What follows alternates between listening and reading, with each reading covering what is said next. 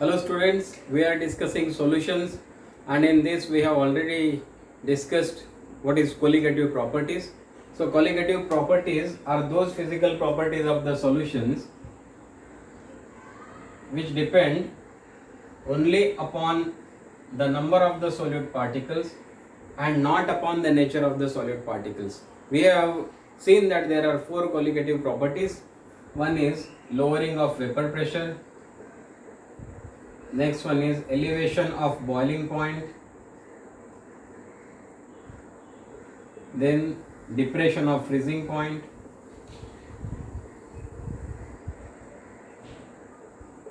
and today we are going to discuss the next colligative property, that is osmotic pressure. So before we understand osmotic pressure, let us understand one or two concepts. Let us first understand what is a semi-permeable membrane. See, semi-permeable membrane. See, from the word itself you will be able to understand. Semi is something which does not completely allow everything to pass through it. It selectively allows certain things to pass through it, whereas it blocks some other things from passing through it. So semi permeable membrane ऐसी membrane है जो कि कुछ चीज़ों को selectively उससे pass through होने देगी, whereas बाकी सब चीज़ों को ब्लॉक कर देगी. Okay, so this is a thin membrane which allows solvent molecules to pass through it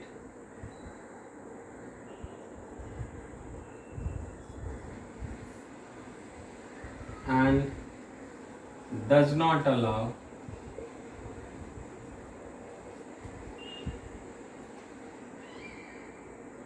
solute molecules and ions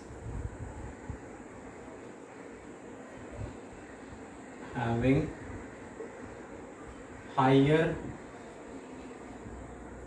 molecular mass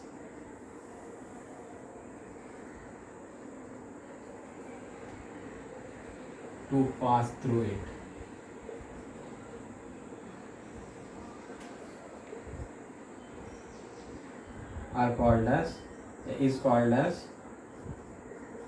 Is called as semi-permeable membrane.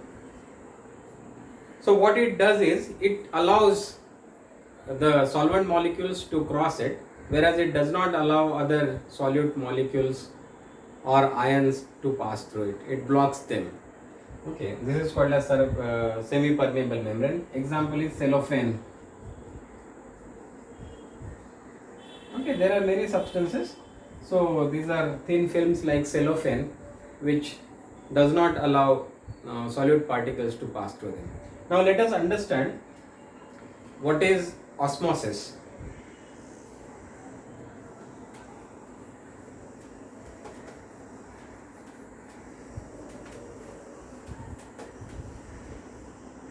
So what is osmosis?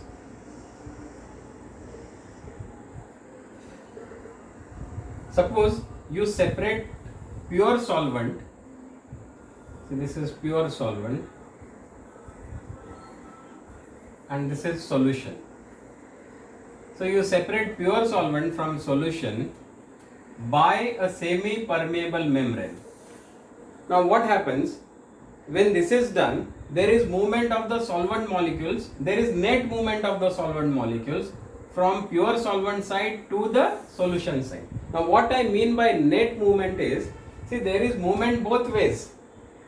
Solvent molecules will flow from pure solvent to solution and also from solution to the solvent, but the net flow will be from solvent side to the solution side. So the number of the molecules which are moving from this side to this side is much larger as compared to the solvent molecules which will move from this side to this side.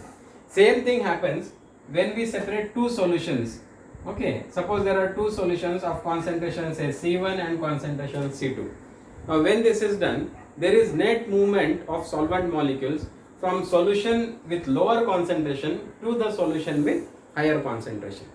Such net flow of the solvent molecules, solvent molecules from pure solvent side to the solution side, or from a solution with lower concentration to the solution with higher concentration, when they are separated by a semi permeable membrane, is called as osmosis. So जब दो solutions को या फिर एक pure solvent और solution को semi permeable membrane से separate किया जाए, तो solvent का net flow होगा कहाँ से? Pure solvent side to the solution side, या तो फिर वो दो solutions में से जिसका concentration कम होगा उसके तरफ से जिसका कॉन्सेंट्रेशन ज़्यादा होगा उस तरफ जो सॉल्वेंट का नेट फ्लो होता है उसी को हम लोग बोलते हैं osmosis.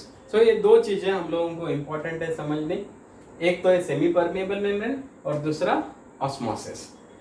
Okay, now this osmosis happens because of the difference in the vapour pressure. Now let us understand what is osmotic pressure.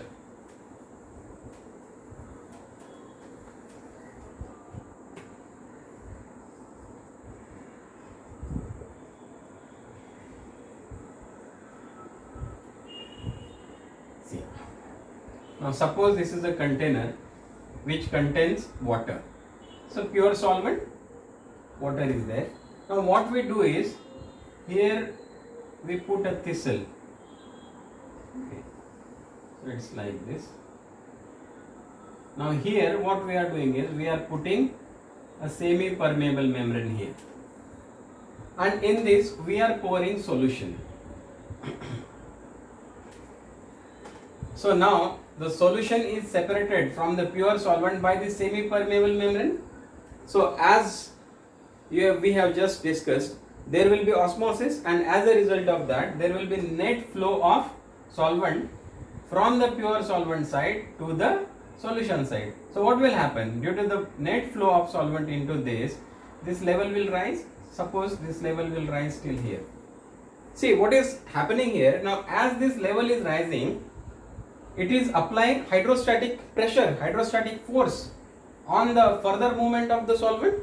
जो solvent यहाँ से यहाँ move कर रहा है उसके ऊपर ये जो column है ये कुछ pressure apply करता जाएगा. इसके कारण ये solvents will be pushed to this side, but still the solvents will keep on moving into this for some time. Okay. Now after it reaches some height h, there will be an equilibrium established between these two. Okay, the pressure that is driving the solvent into this and the pressure that is opposing the flow of the solvent molecules. Now because of this equilibrium, the further movement of the solvent molecules, the further movement of the solvent is stopped. So this hydrostatic pressure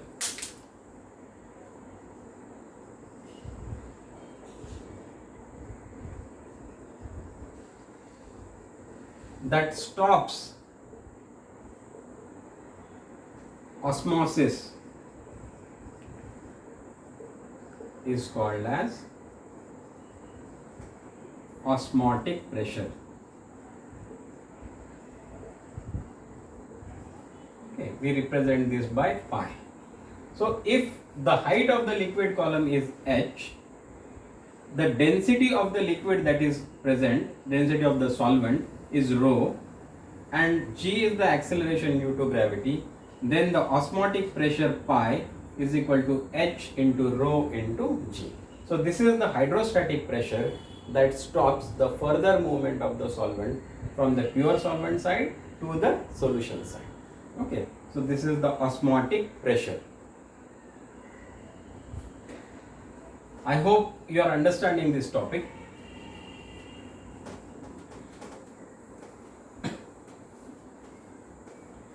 In case you are having difficulty in understanding what are the colligative properties, what is solution, and all these basic things, then you will have to visit the earlier lectures that we have already posted on the YouTube account. Now let us understand osmotic pressure and concentration.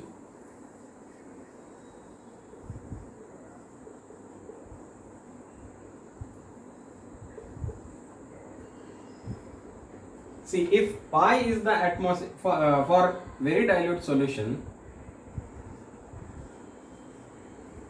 for very dilute solutions, it is observed that if pi is the osmotic pressure and V is the volume of the solution, then pi into V is equal to N2 into R into T.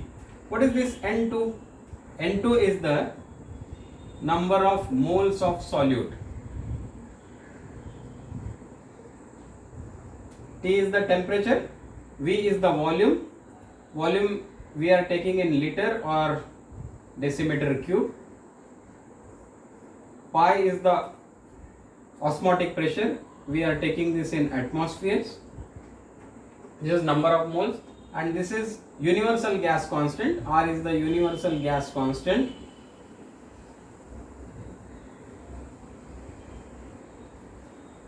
Okay, so this is the relation that relates osmotic pressure with this thing. Now if we move this V to this side, then see what we get. Pi is equal to N2, we will take to this side, N2 by V into R into T. What is this N2 by V? N2 is the number of moles of the solute, V is the volume of the solution. The number of moles of the solute per unit volume of the solution is called as molarity.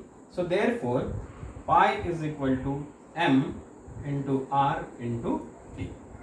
Okay, you already know these terms. Pi is the osmotic pressure, M is the molarity, R is the gas constant, and T is the temperature. Temperature is in kelvins.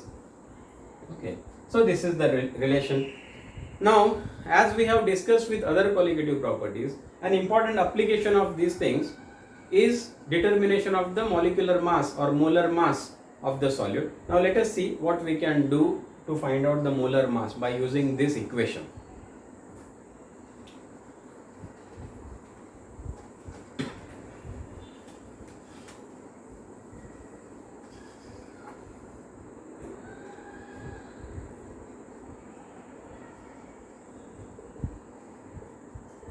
Determination of molecular mass of solute from osmotic pressure.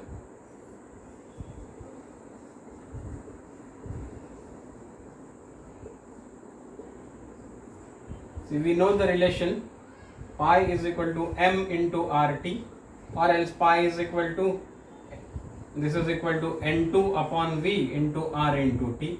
Now N2 is the number of moles. Number of moles is equal to what? Mass of the solute upon molar mass of the solute divided by V into R into T. So therefore pi is equal to W2RT upon M2 into V. So therefore M2, that is the molecular mass, molar mass of the solute, is equal to what? You bring it to this side and pi here. So W2 RT upon pi into V. So this is the formula we have for calculating molecular mass of the solute. Okay, W2 is the mass of the solute, R is the gas constant, T is temperature, V is the solution's volume, pi is the osmotic pressure, and we will get the molecular mass from this. Some times back we had discussed the concept of osmotic pressure. So osmotic pressure is what? Osmotic pressure is the hydrostatic pressure that stops the further movement or further flow of the solvent molecules from pure solvent to the solution side. Okay, so it is the excess pressure that has to be applied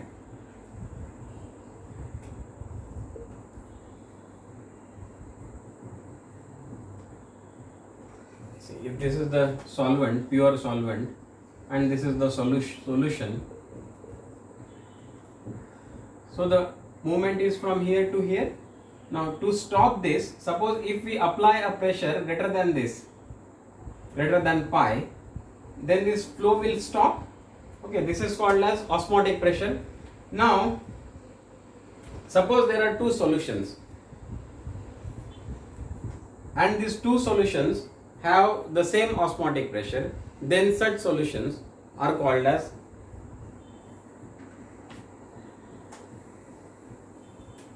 isotonic solutions. Okay, such solutions are called as isotonic solutions.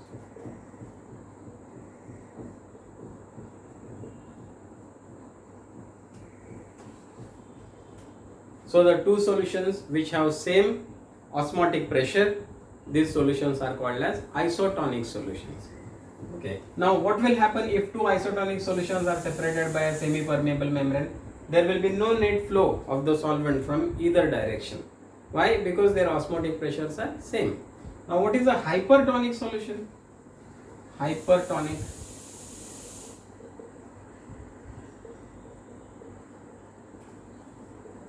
Suppose we have two solutions. One of them has osmotic pressure say pi 1 and the another one has osmotic pressure pi 2. Now if pi 1 is greater than pi 2, then we say that this solution is hypertonic as compared to this solution. So the solution whose osmotic pressure is greater than the other solution is hypertonic to the second solution. Similarly, hypotonic solution is what?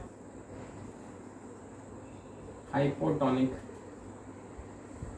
If pi 1 is lesser than pi 2, then the solution corresponding to this is hypotonic as compared to solution corresponding this. So a solution whose osmotic pressure is lesser is said to be hypotonic to the solution whose osmotic pressure is greater. So this is the small concept of isotonic solution, hypertonic and hypotonic. Now as you know, if we separate two isotonic solutions, then there is no net flow of the solvent. If we separate a hypertonic solution, if it's separate two solutions, then the solution which is hypertonic will have greater osmotic pressure. So therefore the flow of the solvent will be from this to the other solution. Okay. So this is the concept of these types of the solutions. Now let us see reverse osmosis.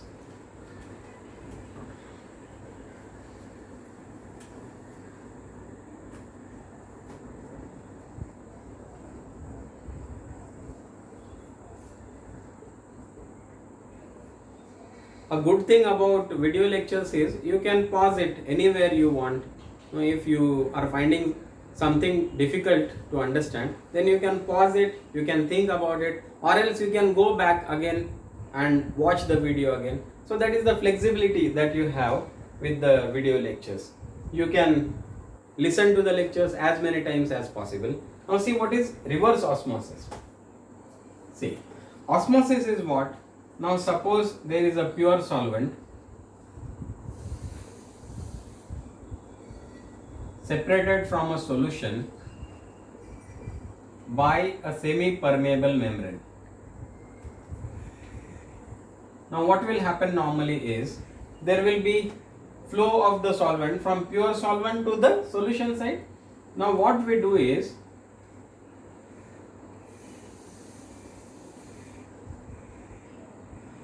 we apply some excess pressure on this side. External pressure we are applying.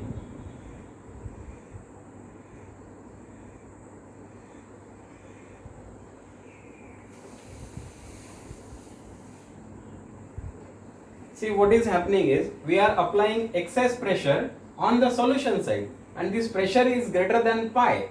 This pressure which is applied is greater than pi. That is the osmotic pressure. So what happens is, instead of the solvent flowing from this side to the this other side, solvent ये side से इस side में move करने के बजाय अब excess pressure के कारण क्या होगा, the solvent will flow now in the reverse direction. There is reversal of the flow of the solvent. Now the solvent flows from solution side to the pure solvent side. This process is called as reverse osmosis, RO. You must have heard this term many times, RO. RO water purifiers and all, you keep hearing about this. So when an excess pressure is applied on the solution side, an excess pressure greater than osmotic pressure is applied to the solution side, then there is reversal of the osmosis. The osmosis gets reversed. This process is called as reverse osmosis. So when an excess pressure greater than osmotic pressure is applied on the solution side, then the process of osmosis gets reversed. That is, the solvent flows from solution side to the pure solvent side. This process is called as reverse osmosis. This is used in purification of water. Okay, this technique is extensively used in purification of water, desalination of water. So this is the application of this. I hope you have understood this whole topic on osmosis and osmotic pressure. Okay, this completes our discussion on the colligative properties, the 4 colligative properties that we have already discussed. Keep watching the videos. Now there is just one more topic. So far we have discussed what the solutions of non-electrolytes. Now what happens if we prepare solutions of electrolytic solutes? How that behaves differently, that we will discuss in our next lecture. I hope you are understanding, you are enjoying the watch. We are trying to keep the videos as short as possible so that it doesn't get boring. Okay, and at the same time everything is covered. This will be helpful for your board exams, Maharashtra State board exams, as well as your entrance exams. So keep watching, keep enjoying. Thank you very much.